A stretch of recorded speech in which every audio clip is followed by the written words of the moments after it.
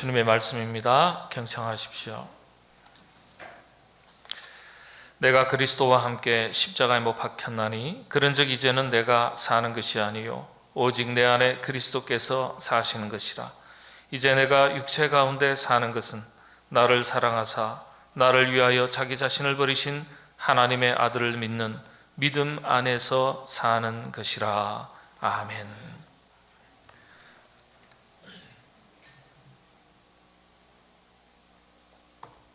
인디안 남서부 인디언들에게는, 미국 남서부 인디언들에게는 이런 풍습이 있다 그럽니다. 갓 태어난 아기를, 영아를 가장 먼저 웃게 만드는 사람, 가장 먼저 세상에 나와서 웃음을 가르쳐 준 사람, 그 사람을 아이의 또 다른 부모로서 삼는 풍습이 있다 그래요. 그래서 웃음 부모다 그렇게 칭한다 그럽니다.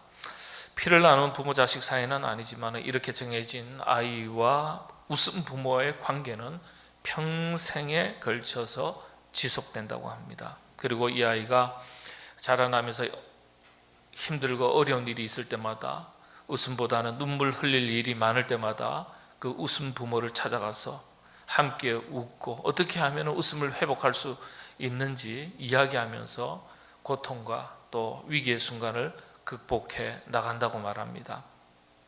그래서 웃음 부모를 육신의 부모님과 동일하게 그렇게 섬기면서 아버지, 어머니 그렇게 부른다고 이야기합니다. 참 의미가 있죠.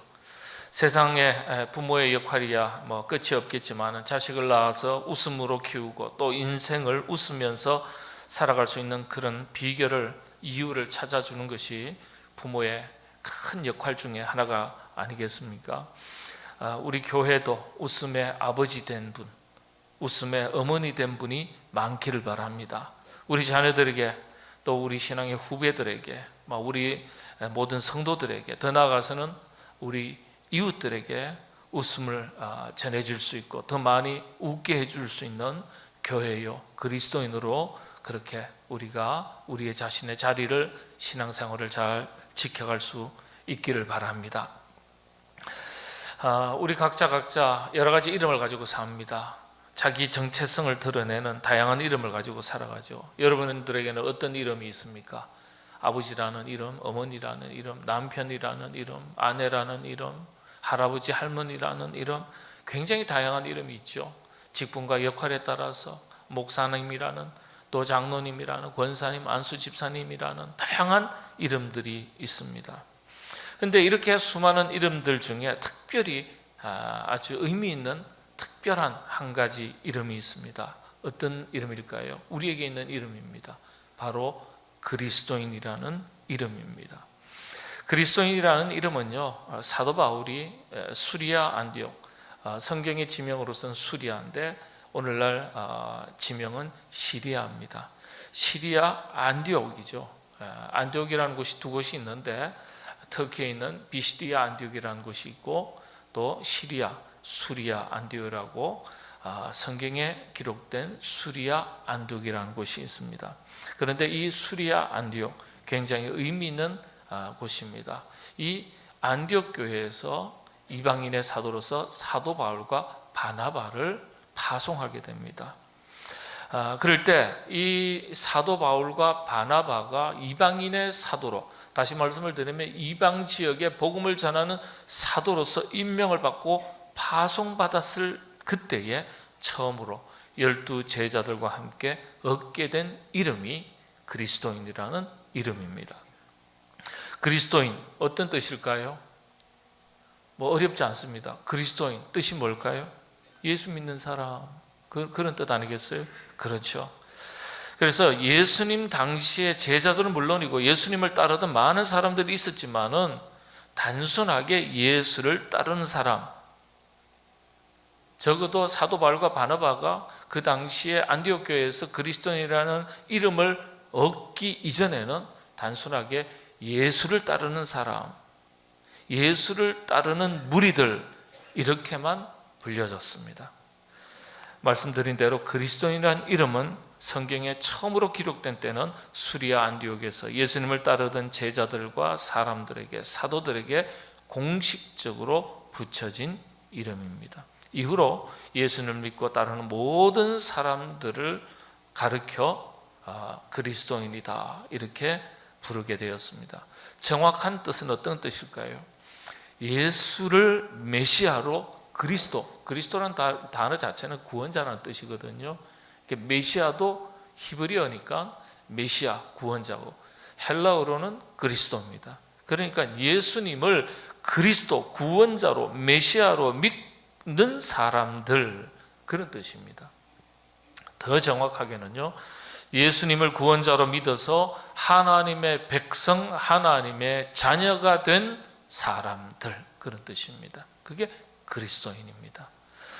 이 이름이 얼마나 귀하고 복된 이름입니까? 정말 영광스러운 이름을 얻게 된 것입니다.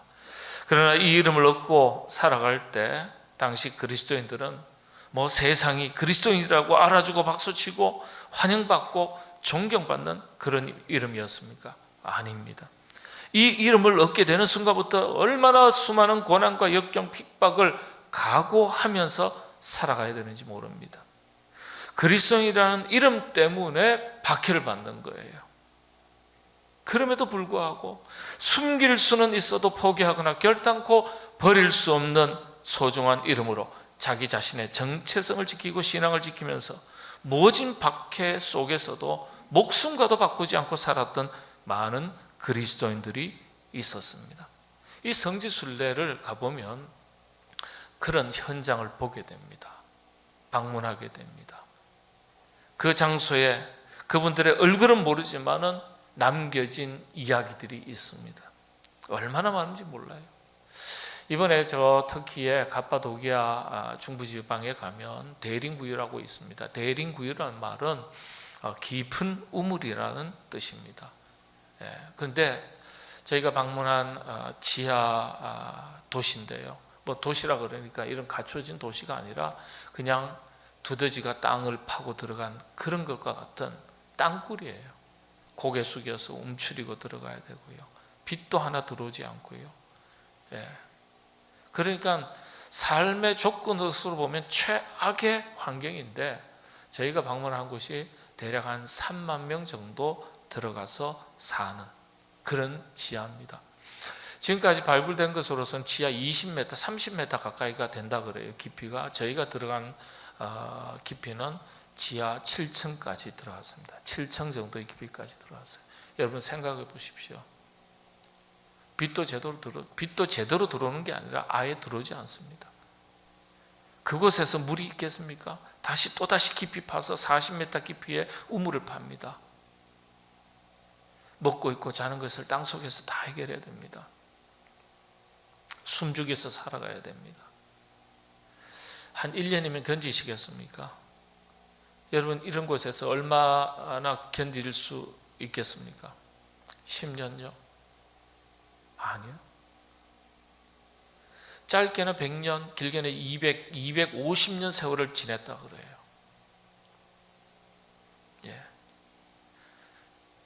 우리의 조상들이 한 세대가 30년이라고 계산했을 때 7대 8대라고 생각하면 여러분 7대 8대 조상이 누군지 아십니까? 몰라요. 부모가 자식을 낳고 그 자식이 또 자식을 낳고 그 자식을 낳을 때 계속해서 그 지하 세계에서 나고 자라고 살고 생을 마칩니다. 지상에 나와서 살면 좋을 텐데요. 왜 그렇게 살죠? 무엇 때문에 그런 삶을 살아야 됩니까? 이유는 한 가지밖에 없습니다. 그리스도인이라는 것 때문에. 그리스도인이라는 것 때문에 지상에서의 편안한 안락한 삶을 버리고 숨어서 마치 두더지처럼 지하 땅굴 깊이 파고 들어가서 살아갑니다. 최악의 환경 속에서 자신들의 신앙을 지키기 위해서 그렇게 살아갑니다. 제가 목사지만은 방문하고서요 몇 차례 방문하면서 내가 10년 동안 이곳에서 목회하라고 그러면 하겠냐? 전 못할 것 같아요. 솔직한 말로. 평생 사는 것이 아니라 목회하는 정년 70세까지라도 그렇게 하겠냐? 목사 되는 순간부터 아이고야 그냥 예수 믿을게요. 목사는 못하겠습니다. 그럴 것 같아요.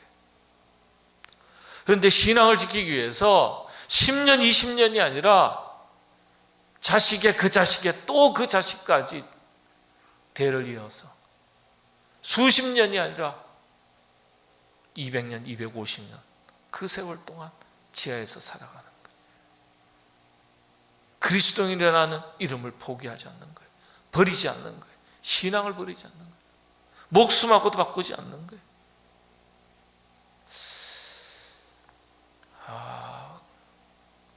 그런 생각이 내내 들었습니다.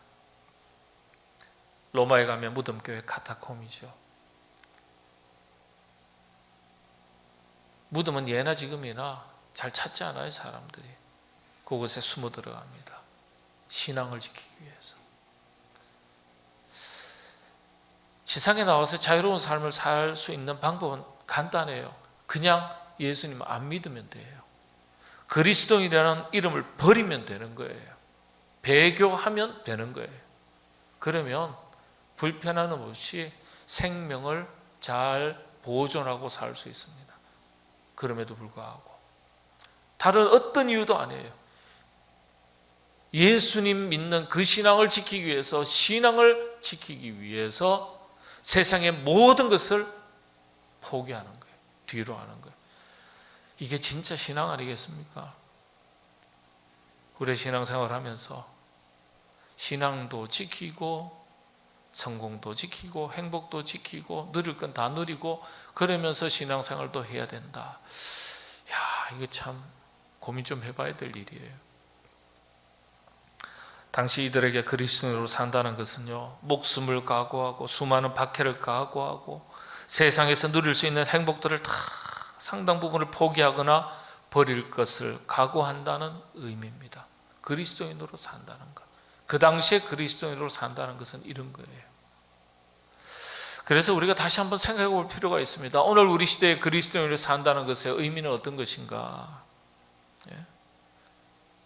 그런 열악한 핍박의 상황 속에서도 그리스도인이라는 이 이름을 목숨과도 바꾸지 않고 지켰던 비결, 이유는 무엇이겠습니까? 요한일서 5장 1절의 말씀, 이런 말씀이 있습니다. 예수께서 그리스도이심을 믿는 자마다 하나님께로부터 난 자니 또한 낳으신 이를 사랑하는 자마다 그에게서 난 자를 사랑하느니라. 요한복음 3장 16절 말씀, 우리가 아주 익숙한 말씀이죠. 하나님이 세상을 이처럼 사랑하사 독생자를 주셨으니 이는 그를 믿는 자마다 멸망하지 않고 영생을 얻게 하려 하심이라. 또 한 구절의 말씀 또 봉독해 드립니다. 요한복음서 1장 12절의 말씀입니다. 영접하는 자고 그 이름을 믿는 자들에게는 하나님의 자녀가 되는 권세를 주셨으니, 예수님 믿고 하나님의 자녀가 되고 그리스도인이라는 이름을 얻은 것이 여러분 우리 자신의 노력과 수고로 된 것이 아니라 하나님의 은혜로 된 것임을 믿고 영원한 천국 백성으로 살아간다는 것 자체에 대해서 감사가 있는 거예요. 하나님의 은혜가 있음을 확실하게 믿었기 때문에, 이 믿음이 있었기 때문에 그리스도인이라는 이름을 목숨과도 바꾸지 않는 거예요. 이게 그들의 신앙이에요. 한마디로 말씀을 드리면 하나님의 자녀가 된 구원의 은총 앞에 그 은혜가 귀한 것을 알았기 때문이에요. 그리고 천국 소망이 귀한 줄 알았기 때문에, 이것은 목숨과도 바꿀 수 없다는 것을 알았기 때문에 이걸 붙드는 거예요. 그래서 사도 바울은 이렇게 고백합니다. 그러나 내가 나 된 것은 하나님의 은혜로 된 것이니 내게 주신 그의 은혜가 헛되지 아니하여 내가 모든 사도보다 더 많이 수고하였으나 내가 한 것이 아니요 오직 나와 함께 하신 하나님의 은혜로라. 나의 나 된 것이 다 하나님의 은혜다. 더 정확하게는요, 내가 그리스도인이 된 것과 사도 된 것이 다 하나님의 은혜라고 사도 바울은 고백하고 있습니다. 잘된 것만을 가지고, 편안한 것만을 가지고, 성공한 것만을 가지고 하나님의 은혜라고 말하지 않습니다. 고난과 핍박 중에서도 자신의 형편과 처지에 관계없이 그리스도인이 되었다는 이 사실 하나만 가지고도 하나님의 은혜라고 고백하고 이걸 지키려고 하는 거예요. 예수 믿는다는 것 자체가 은혜라고 생각하고 하나님의 자녀 백성이 된 것이 은혜인 줄을 알고 이 포기할 수 없다고 생각하는 거예요. 포기하지 않는 거예요. 그래서 여러분, 신앙은 흔히 이렇게 이야기합니다. 은혜가 은혜인 줄 아는 것에서부터 시작된다, 그렇게 말합니다. 예수님이 구원자시요 영접하는 자 하나님의 자녀가 되는 권세를 주셨으니 이것이 은혜인 줄 아는 거예요. 내가 하나님의 자녀 된 것, 거룩한 하나님의 백성 된 것이 얼마나 놀랍고도 크고도 놀라운 은혜인 줄 알면, 알면 알수록 그 이름을 포기할 수 없는 거예요. 그래서 그리스도인으로서 산다는 것의 첫 번째 의미는요, 하나님의 은혜가 은혜인 줄 알고 사는 것입니다. 은혜라 그러면 항상 잘 되고 좋은 거, 기쁘고 즐거운 거, 이런 것만 은혜라고 생각하시는데 그게 아니에요. 환난과 핍박이 있어도 관계가 없습니다. 시련이 어려워도 병들어도 가난해도 관계가 없습니다. 무엇 때문에 은혜라고 고백하기 때문이죠? 우리가 예수님을 믿고 난 이후에 거룩한 하나님의 백성이 되었고 하나님의 자녀가 되었다는 이 사실 하나만 가지고도 은혜라고 믿기 때문에 그 은혜를 붙들고 사는 거예요.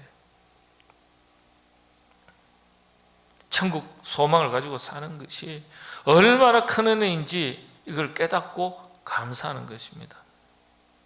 그래서 우리가 그리스도인이 산다는 것은 하나님의 은혜가 은혜인 줄 알고 사는 것인데, 여러분들, 우리가 이렇게 살든 저렇게 살든 관계없이 이 땅에 그리스도인이라는 이름으로 하나님의 자녀요 하나님의 백성으로 산다는 것 자체가 은혜인 줄로 믿고 여러분 언제나 범사에 감사하시고 자긍심을 가지고 살아가시게 되기를 바랍니다. 그래야 힘있게 살 수 있어요. 핍박의 시대 지하도시에서 지하무덤에서 가전 핍박 속에서 시련과 환난 가운데 살아가면서도 그리스도인이 된 것을 초대교회 교인들이 포기하지 않고 그리스도인이라는 이름을 버리지 않고 살았던 이유가 여기에 있습니다. 자, 이런 하나님의 은혜를 알고 나니까요, 그 다음부터 또 다른 변화가 일어납니다. 자기를 위해서 사는 것이 아니라 그 은혜를 알게 하신, 그 은혜를 입고 누리게 하신 예수 그리스도 주님을 위해서 산다는 거예요. 오늘 사도 바울의 고백이 그런 겁니다. 사도 바울이 예수를 핍박하던 자신을 예수님께서 만나주시고 사울이라는 이름에서 바울이라는 이름으로 바꿔주시고 사도 바울로 살게 하신 것이 하나님의 놀라운 은혜인 것을 깨닫자 자신의 내면 세계와 삶이 완전하게 뒤바뀌게 됩니다. 그리고는 오늘 본문 말씀처럼 이렇게 고백하는 거예요. 내가 그리스도와 함께 십자가에 못 박혔나니 그러즉 이제는 내가 사는 것이 아니요 오직 내 안에 그리스도께서 사신 것이라. 이제 내가 육체 가운데 사는 것은 나를 사랑하사 나를 위하여 자기 자신을 버리신 하나님의 아들을 믿는 믿음 안에서 사는 것이라. 완전히 바뀐 거예요. 완전히 하나님의 은혜를 깨달으니까요, 놀라운 구원의 은총이 얼마나 귀한 은총인지 은혜인지 깨닫고 나니까요, 내면 세계가 바뀌고 자기 자신의 현실 세계의 삶이 뒤바뀌기 시작하는 거예요. 여러분, 내가 사는 것이 내 안에 내가 사는 것이 아니라 내 안에 예수 그리스도 주님께서 사시는 것이다. 이 말이 무슨 뜻입니까? 주를 위해 산다는 뜻입니다. 주를 위해. 그동안에는 사도 바울 이전에 사울은 자기 자신을 위해서 살았어요. 자기 야망을 위해서, 꿈을 위해서 살았어요. 성공을 위해서 살았어요. 그런데 주님을 만나고 주의 은혜를 깨닫게 되니까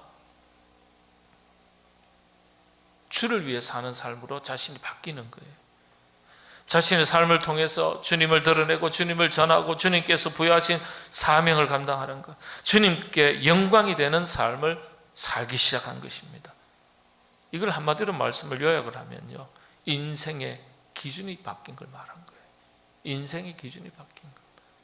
인생의 기준이 분명한 삶을 살기 시작하는 거예요. 인생의 기준이 그전에는 자기에게 있었어요. 그런데 인생의 기준을 주님께 두는 겁니다. 그래서 사도 바울이 이렇게 고백해요. 로마서 14장 7절 8절 말씀인데요. 우리 중에 누구든지 자기를 위하여 사는 자가 없고 자기를 위하여 죽는 자도 없도다. 우리가 살아도 주를 위하여 살고 죽어도 주를 위하여 죽나니 그러므로 사나 죽으나 우리가 주의 것이로다. 예. 여러분, 순교 현장에 방문하면 그 순교자들의 생생한 스토리들이 다 있어요. 이번에 이 밤모섬에 들어가게 됐는데요. 밤모섬은 참 10팀이 가면 한 2팀, 3팀 정도 방문하게 되고 나머지 7팀은 방문하고 싶어도 방문하지 못하는 경우가 다반사입니다.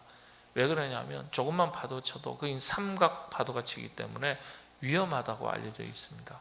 우리 성경에 보면 유라굴로라고 있죠. 광풍이라고 번역이 되어 있습니다. 유라굴로, 유라굴라 뭐 이렇게 이야기하는데요. 저희가 이번에 방문했을 때 잘 방문을 하게 되었습니다.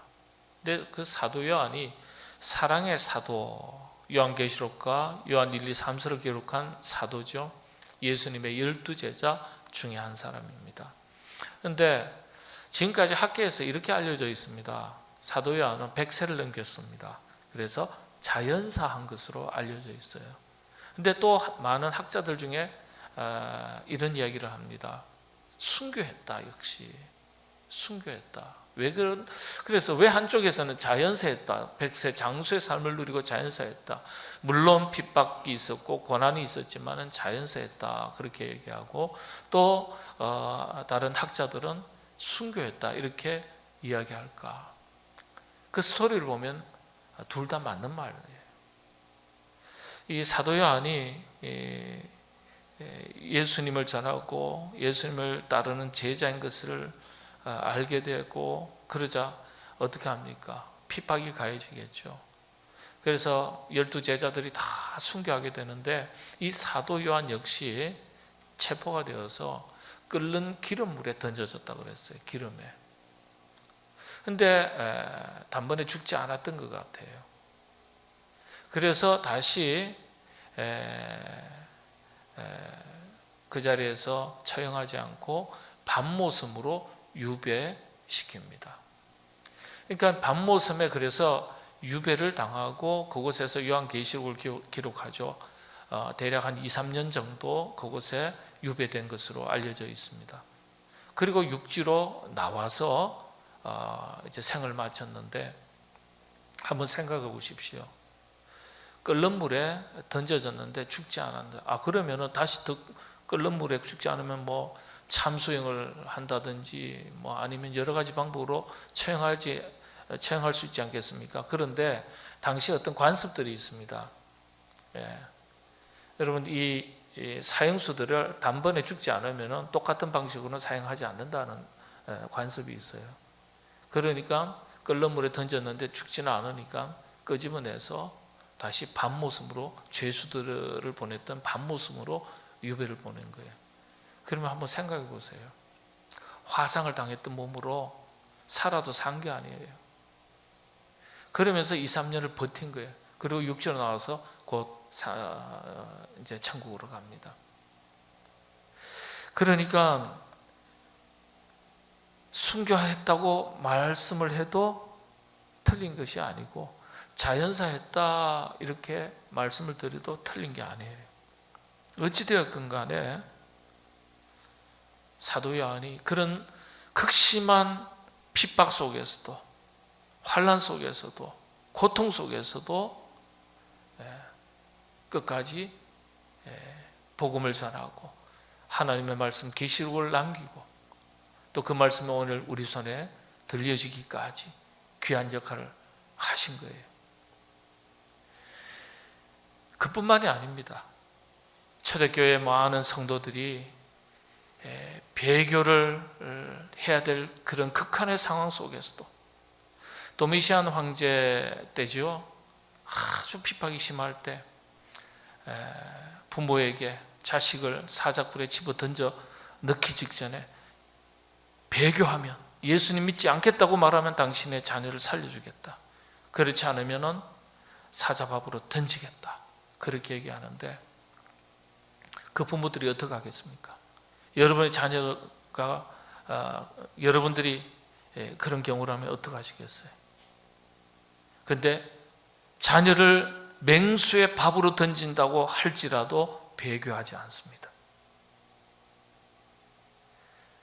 마침내 그 자녀를 사자우리에 던집니다. 반연 극장에 많은 사람들이 지켜보는 현장으로 던집니다. 아이들이 그 맹수의 발톱에 이빨에 갈갈이 찢겨집니다. 그때 이 부모가 그렇게 외쳤어요. 얘야, 조금만 참거라. 조금만 참으면 영원한 하나님 나라에 이른단다. 얘야, 조금만 참거라. 자식이 갈기갈기 찢겨서 죽어가는 그 비명 속에 죽어가는 모습을 보면서도 배교하지 않는 거예요. 그때 그 모습을 지켜본 로마의 한 시민이 그 장면을 그대로 기록에 남겼습니다. 그 기록이 2000년의 세월이 지난 지금까지 남아 있습니다. 그래서 초대교회 교인들이 자신의 신앙을 지키기 위해서 자신의 생명은 물론이고 자식의 생명을 빼앗기는 그 순간조차도 고통스럽게 죽어가는 자식의 그 모습을 보면서도 배교하지 않는 거예요. 배교하지. 얘야, 조금만 참거라. 조금만 참으면 영원한 하나님 나라에 이른단다. 참 대단한 부모들이에요. 이 성지순례는 단순한 복음의 역사의 현장을 밟는 것만이 아니에요. 순교의 현장을 다 방문하는 거예요. 순교의 현장. 곳곳에 믿음의 선진들의 그 순교의 현장, 핍박과 환난 속에서 자신들의 신앙을 어떻게 지켜왔는지 생생하게 볼 수 있었던 그런 순교 현장을 방문하는 거예요. 말씀을 정리합니다. 인간이 별을 지도로 이용해서 대양을 항해할 수 있게 되었을 때 새로운 세계가 열렸습니다. 정교한, 지금이야 GPS가 있지만은 정교한 GPS 기술이 발달하기 전까지는요, 나침반이 대양 항해의 최선의 도구였습니다. 그래서 나침반의 종이 된 사람은 대양의 자유를 누린다, 이런 서양 속담도 있습니다. 나침반은 항로의 그리고 항해의 기준이 됩니다. 내가 기준이 되는 것이 아니고 여러분 신앙적으로 바꾼다면 하나님이 우리 삶의 기준이 될 때 우리는 목표를 향해서 바르게 항해할 수 있습니다. 항해하는 즐거움이 있습니다. 하나님이 우리의 기준이 되면 안전합니다. 방황하지 않습니다. 수많은 사람들이 왜 방황합니까? 인생의 기준이 분명하지 않기 때문이에요. 키에르 케고르는 그렇게 질문하고 대답을 했습니다. 인생의 기준이 분명하지 않기 때문에 방황한다. 여러분 신앙생활도 마찬가지입니다. 인생의 기준이 자신이 될 때 방황하게 됩니다.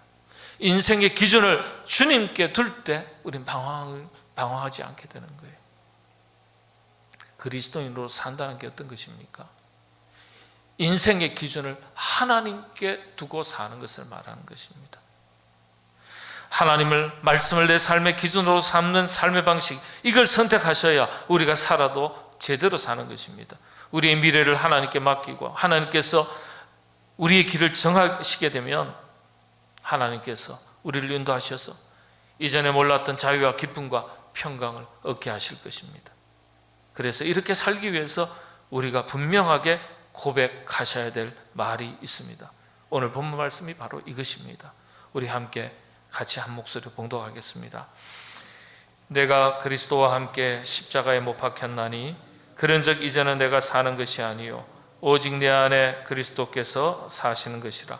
이제 내가 육체 가운데 사는 것은 나를 사랑하사 나를 위하여 자기 자신을 버리신 하나님의 아들을 믿는 믿음 안에서 사는 것이라. 아멘. 사랑하는 여러분, 우리가 살아가는 모든 삶의 현장 속에서 우리 자신이 기준이 아니라 주님이 기준이 되는 삶을 살아가시기를 바랍니다. 성령님께서 그렇게 살아갈 수 있도록 여러분의 믿음을 지키시고 여러분의 입술을 지켜주시기를 바랍니다. 기도하겠습니다. 하나님, 우리가 예수님 믿고 그리스도의 이름을 얻고 살아가지만 그럼에도 불구하고 구원의 은총 아래 살아가는 것이 얼마나 크고도 놀라운 은혜인지 깨닫지 못하고 우리 인생의 기준을 우리 스스로 세우며 주님을 우리 인생의 기준으로 삼지 못하고 살아갈 때가 참 많습니다. 말씀이 있어도 말씀이 중심이요 기준이 되지 못하고 내가 내 삶의 주인이 되고 기준이 되어 살아갈 때가 많습니다. 믿음을 앞세우지 못하고 세상의 성공과 만족과 행복을 먼저 추구하고 그것을 앞세우고 살 때가 참 많습니다. 세상의 성공과 행복을 하나님 행복과 우리의 신앙을 뒤바꾸며 살아가지 않도록 도와주시옵소서. 성령님께서 우리의 믿음과 입술의 고백을 부끄럽지 아니하도록 지켜주시옵소서. 예수님의 이름으로 기도하옵나이다. 아멘.